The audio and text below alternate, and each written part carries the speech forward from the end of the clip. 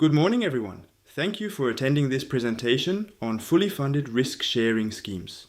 This is joint work with Michel Denuit, and the objective is to study a new form of decentralized insurance-like protection.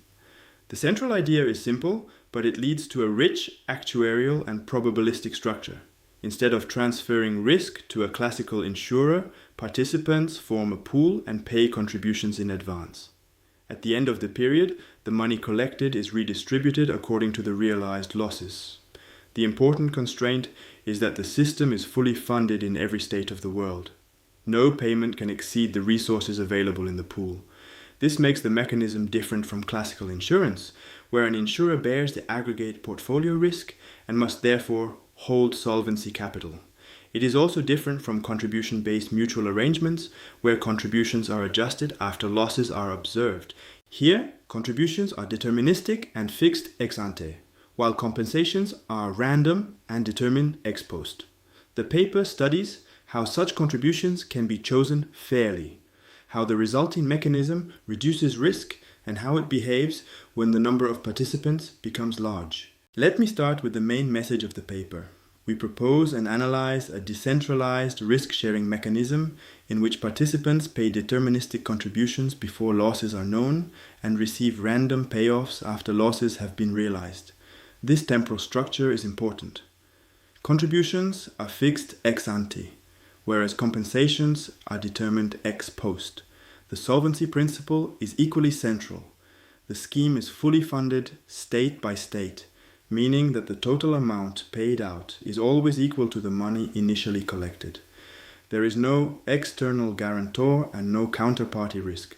The fairness criterion is then introduced through the idea of actuarially fair contributions. A contribution is actuarially fair when it is equal to the expected payoff received under the mechanism. Since the payoff rule itself depends on the contribution vector, fairness naturally leads to a fixed point problem. The theoretical contributions then follow from this structure: existence of fair contributions, risk reduction in convex order, asymptotic results for large heterogeneous pools, detailed analysis of the homogeneous benchmark, and numerical computation of the fixed point. The paper therefore combines actuarial fairness, stochastic orders, and large pool asymptotics in a single framework. This slide explains why it is useful to look beyond classical centralized insurance. In the classical paradigm, each policyholder pays a premium to an insurer, and the insurer promises to compensate losses. The aggregate risk is therefore transferred to the insurer. This requires solvency capital, conservative pricing, risk loadings, and remuneration of shareholders. Such a structure is effective, but it also creates costs and potential conflicts of interest. The alternative perspective considered here is decentralized risk sharing, where the aggregate risk remains within the pool. Participants mutually protect each other without relying on an external guarantor. The paper is motivated by the renewed interest in mutual aid, peer-to-peer insurance, collaborative insurance, and related mechanisms such as health-sharing communities or bread funds. The design objective is to obtain a mechanism that is transparent, budget-balanced, and able to handle heterogeneous individual losses.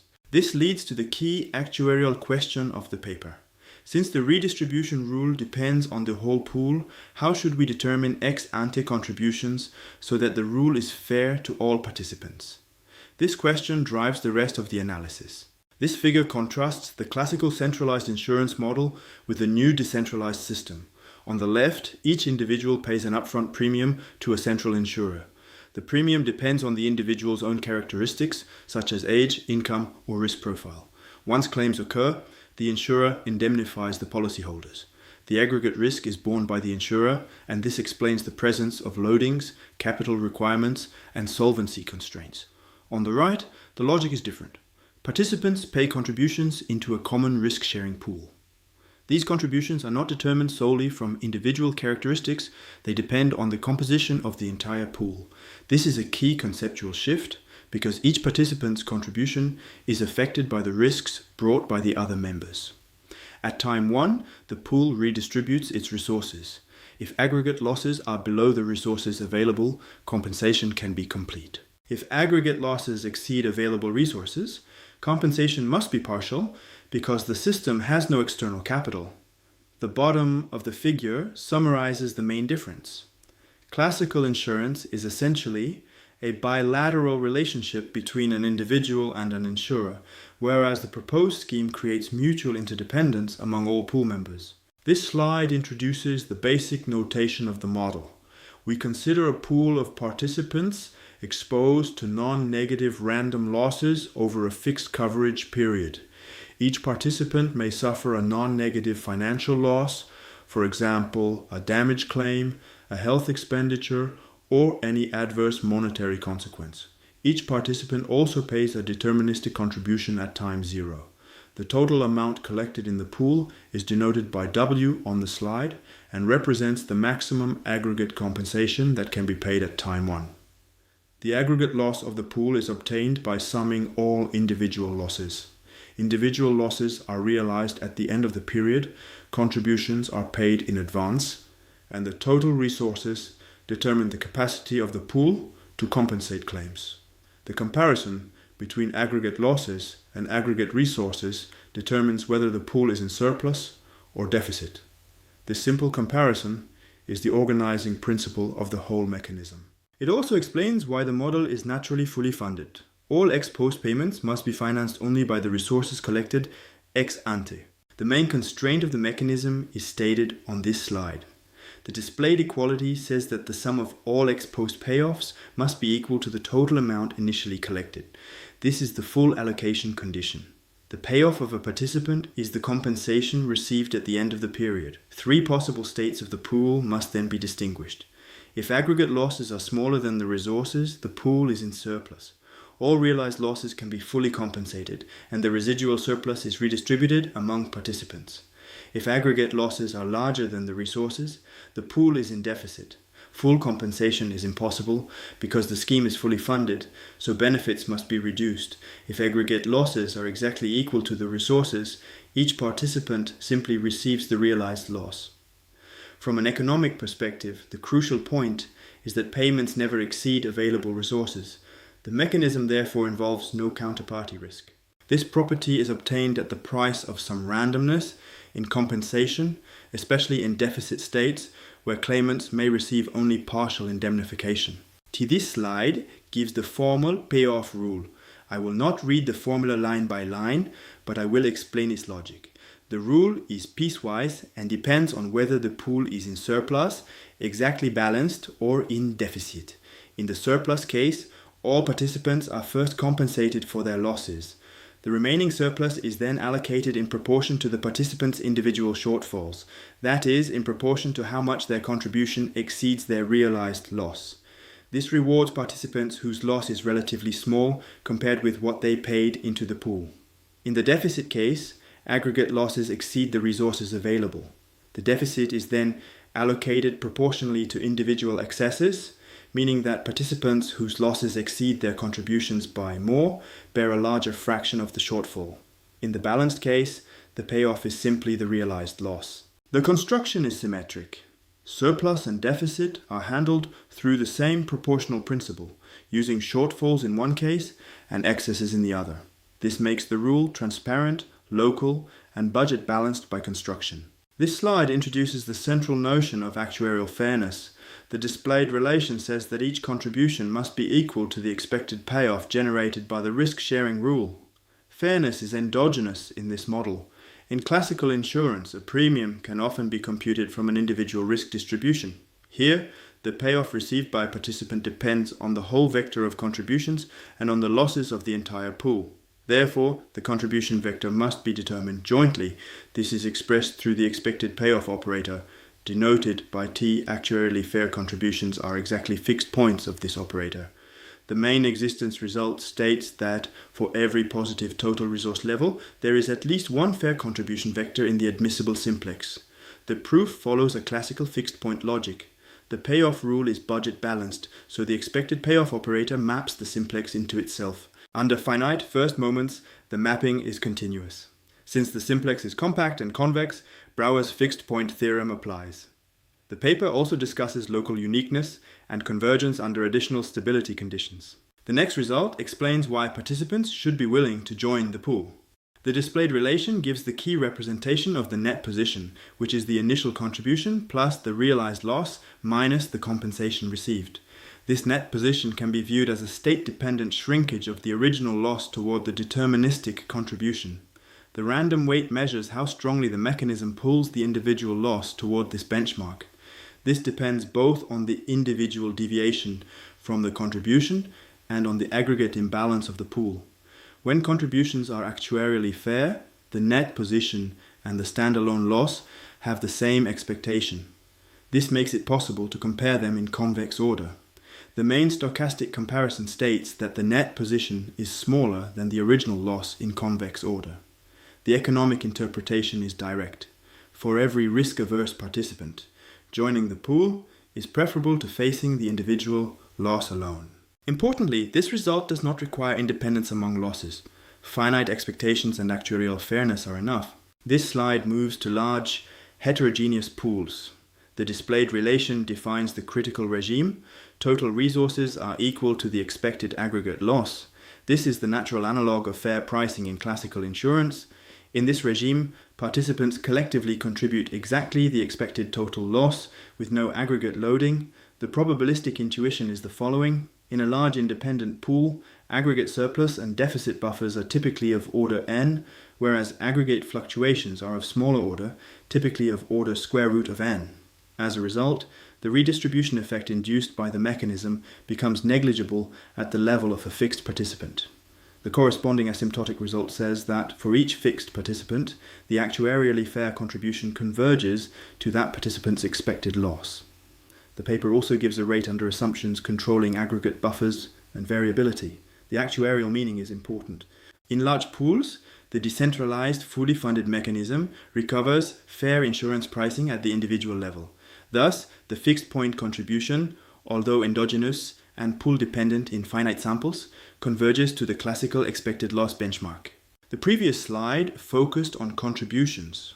This slide studies another important object, the number of participants who are not fully compensated when the pool is in deficit. The indicators shown on the slide mark whether a participant's loss exceeds the corresponding contribution, and their sum counts such participants conditional on the deficit event. This quantity has a direct operational interpretation. It measures how many participants experience losses above their contributions in a state where aggregate resources are insufficient. The paper derives a joint Gaussian approximation for the aggregate loss and this count. The reason is that both quantities are sums of independent, possibly heterogeneous variables. Conditioning on deficit changes the mean behavior. The expected number of partially compensated agents is not just its unconditional mean, it is shifted by the covariance between aggregate losses and exceedance indicators. In the exponential benchmark, when contributions are close to expected losses, the leading term is approximately n times e to the power minus 1. Heterogeneity then enters through second-order dispersion effects, especially through the variance of aggregate losses. The paper then considers homogeneous pools, where all participants face the same loss distribution and pay the same contribution. This case is useful because it removes heterogeneity effects and provides a clean benchmark for understanding the intrinsic behavior of the sharing rule. The method consists in studying the payoff of a representative participant by conditioning on the aggregate position of the other n-1 participants. Once the other losses are fixed, the payoff becomes a deterministic transformation of the representative loss. The displayed quantities define the aggregate shortfall and excess variables. These objects summarize how much the pool is collectively below or above the contribution level at the individual scale. The joint law of the leave one out shortfall and excess admits a tractable characterization, for instance, through a Laplace transform and a binomial mixture representation. This leads to a mixture representation of the payoff distribution. The main message is that even in a homogeneous finite pool, the payoff is a non-trivial state-dependent transformation of the original loss. This slide introduces the three large pool regimes in the homogeneous case. The displayed quantities are the expected shortfall below the contribution level and the expected excess above it. Their difference is exactly the difference between the contribution and the mean loss. This identity makes the regime classification transparent. When the contribution is larger than the mean loss, the pool is asymptotically in surplus and full compensation dominates.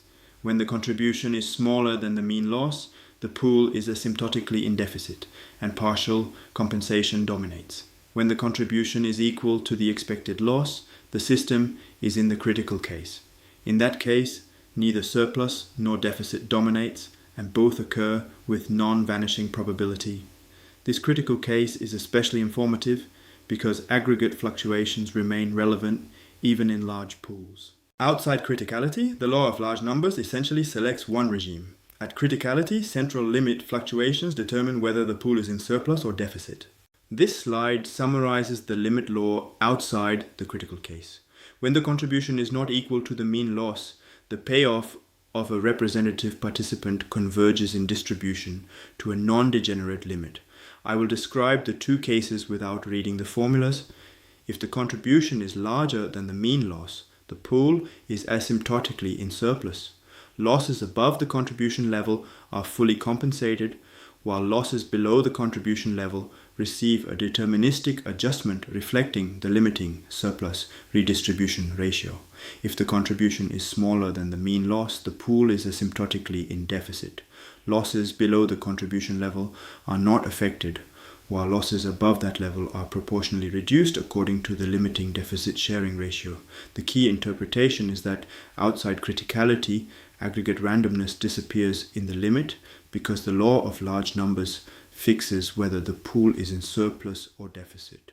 The only remaining randomness in the limiting payoff comes from the individual loss itself. This contrasts sharply with the critical case. This slide discusses the critical homogeneous case where the per capita contribution is equal to the mean loss.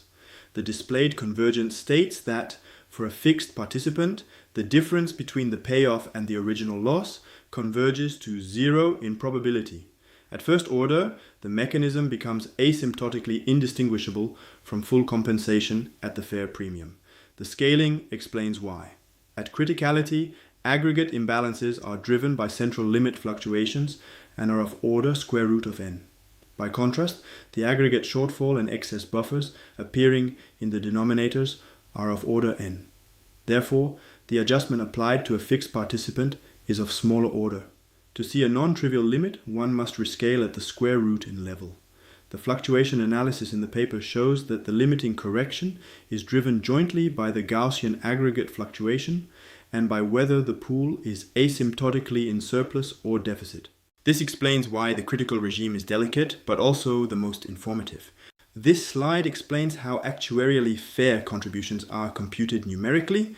The fixed point operator is approximated by Monte Carlo simulation. Since the payoff rule depends on the whole random loss vector and includes ratios of positive parts, closed form expressions are generally unavailable in heterogeneous pools. The algorithmic approach is based on a projected Robbins-Monroe procedure on the admissible simplex. Projection is necessary because all contributions must remain non-negative and must sum to the prescribed total resource level.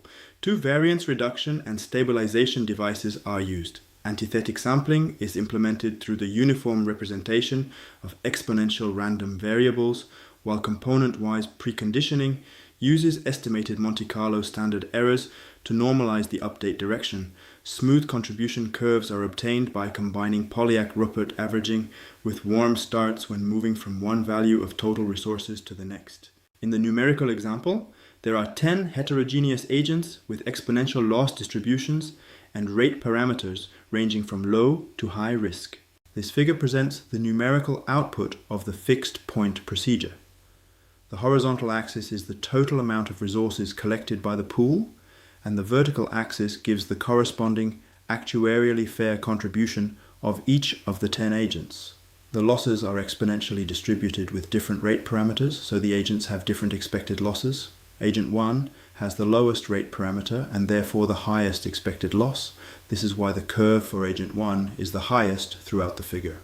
Conversely, agents with higher rate parameters have smaller expected losses and therefore lower contributions. The first visual message is that fair contributions increase when the total resource level increases. This is expected because the simplex constraint forces the sum of all contributions to equal the available resources. The second message is that the ordering of contributions is stable across values of the total budget. Riskier agents pay more. The third message is that the curves are not parallel. Contributions of riskier agents increase more steeply, reflecting the way the fixed point rule allocates additional resources when the pool becomes better funded. The figure therefore illustrates how the theoretical fairness condition can be implemented in practice. Let me conclude by summarizing the main contributions. The paper introduces a fully funded decentralized mechanism with deterministic ex-ante contributions and state-dependent ex-post compensation. The system is budget balanced in every state of the world and no outside guarantor is needed. Two fundamental theoretical results support the construction. First, actuarially fair contributions exist as fixed points of the expected payoff operator. Second, once contributions are actuarially fair, the net position of each participant is smaller than the original loss in convex order. This provides a strong welfare interpretation for risk-averse agents. The asymptotic analysis then shows that in large pools, especially in the critical regime, the endogenous fixed-point contributions converge to classical actuarial benchmarks, while the number of partially compensated participants admits Gaussian-type approximations. Several extensions remain open. Natural directions include multi-period versions, alternative deficit rules such as common deductibles, fairness criteria depending explicitly on risk aversion, and regulatory constraints. Overall, the paper provides a mathematically tractable basis for analyzing fully funded mutualized protection mechanisms.